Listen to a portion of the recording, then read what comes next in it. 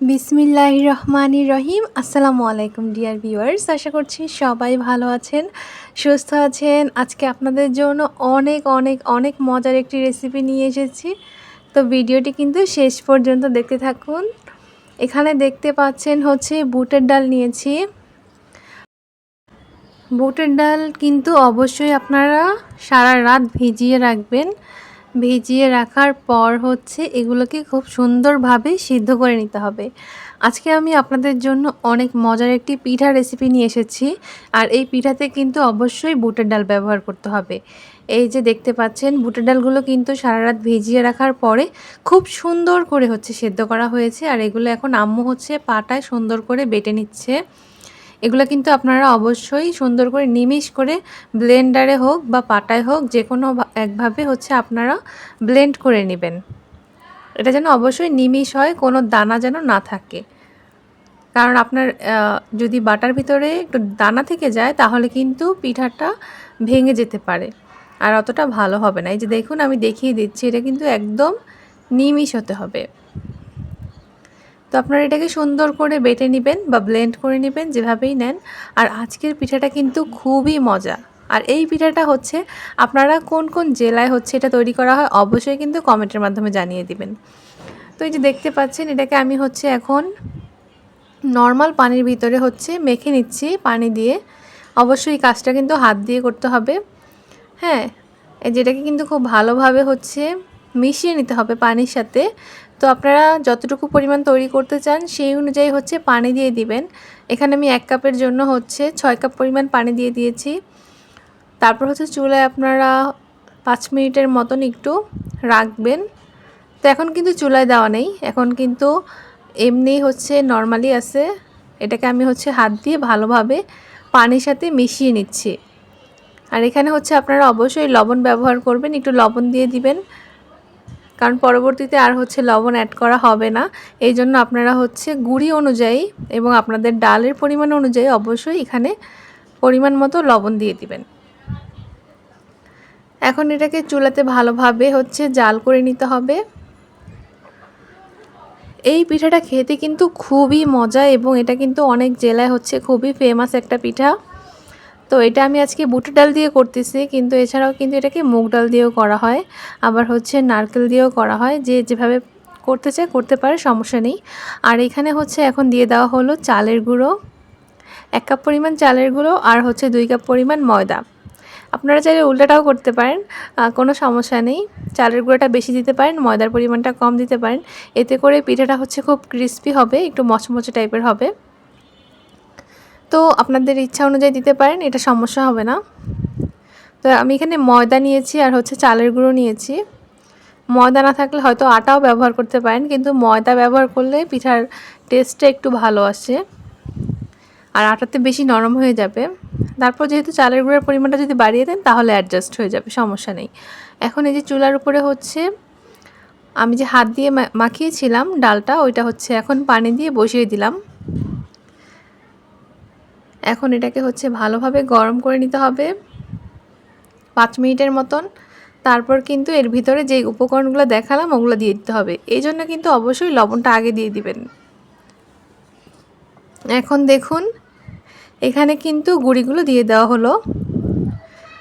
তো আম্মু এখন এগুলোকে সবগুলোকে হচ্ছে আটা আমরা যেভাবে করি বাসায় রুটির জন্য সেভাবে করে কিন্তু করে ফেলতে হবে। আমরা যে বাসায় রুটি বানাই তখন কিন্তু আমরা এভাবে করে আটা বানাই। তো আটার মতো করেই কিন্তু আপনাদের এই কাজটা করতে হবে। আর অবশ্যই এটা যেন পারফেক্ট হয়, কারণ এটার উপর নির্ভর করবে যে পিঠাটা আসলে কেমন হচ্ছে। তো এই কাজটা অবশ্যই একটু সুন্দর করে করার চেষ্টা করবেন।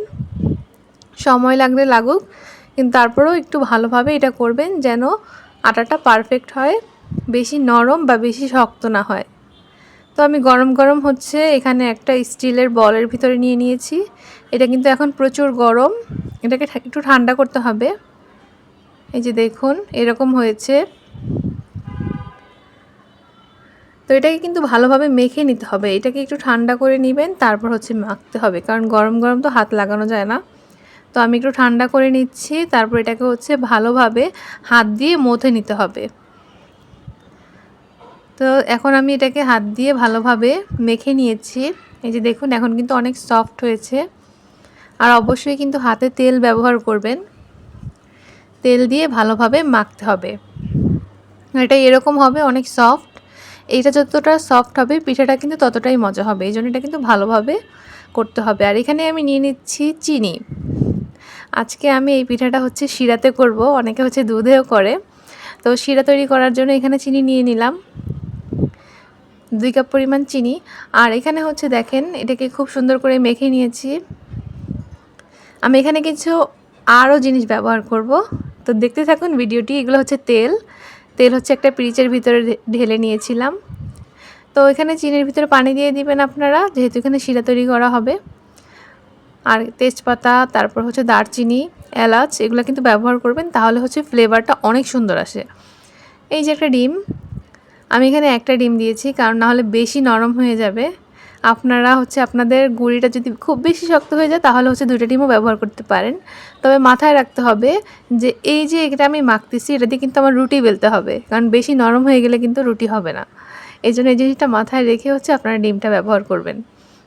তো দেখেন আমি কিন্তু এটাকে খুব সুন্দর করে মাখিয়ে নিচ্ছি। তখন মনে হয়েছিল যে খুব বেশি নরম হয়ে গেল কিনা, কিন্তু তখন দেখি যে না, নরম হয়ে যায়নি। মাখতে মাখতে এটা আবার পারফেক্ট একটা ডোতে চলে আসছিল, কারণ খুব বেশি নরম হলে তো রুটি বেলা যাবে না আর পিঠার 12টা বেজে যাবে। তো এই যে দেখেন আমার এটা কিন্তু খুব পারফেক্ট হয়েছে। আর ডিমটা ব্যবহার করলে কিন্তু খুবই ভালো হয়। এটা হচ্ছে অনেক জেলায় হচ্ছে নারকেল দিয়ে করা হয়।